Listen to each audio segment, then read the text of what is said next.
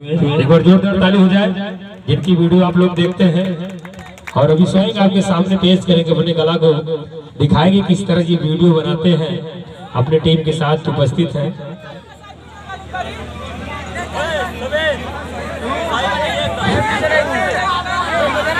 और हम चाहेंगे मनीष भैया और पिताजी इनके और अमित भैया सभी लोग इनसे माला पहनाकर स्वागत सम्मान करेंगे और पुनः उसके बाद कार्यक्रम को आगे किया जाएगा। चुरकुट बाबा का सम्मान माला पहनाकर किया जाएगा।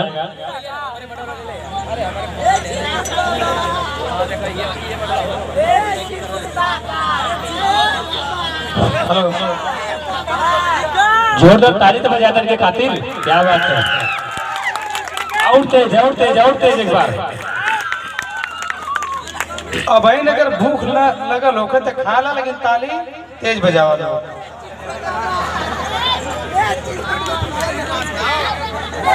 बड़ी सौभाग्य की बात है। भैया भैया सामने से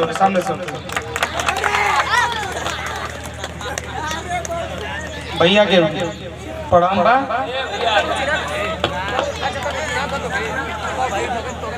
आइए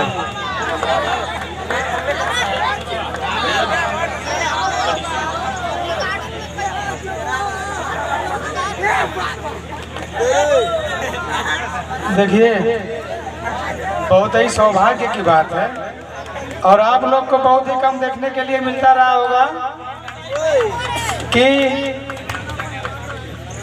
मूड रहल ना भैया।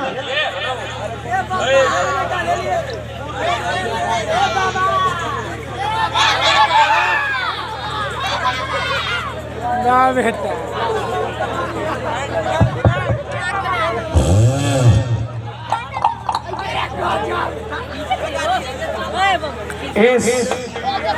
सही देहल करा घर भर जाइए। मूड उत्सव में मूड का शुद्ध रूप होला मूल, मतलब अपने मूल में पैदा भइली वो लड़की।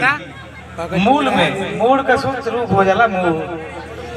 तो बड़ी सौभाग्य की बात बा कि ये 27 में इतना बढ़िया जलसा देखे के मिलल मनीष जी के दरवाजे पर। नहीं तो हम तो ही देख लीजिए कि लड़का के ही जन्मदिन और मूल में बहुत धूमधाम से लोग मनावला।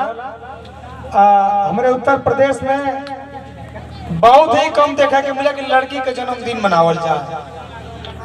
हम हर घाट का पानी पिए वाला कलाकार ही जा, बहुत घूम लीजिए, बहुत देख लीजिए, लेकिन एक लड़की का जन्म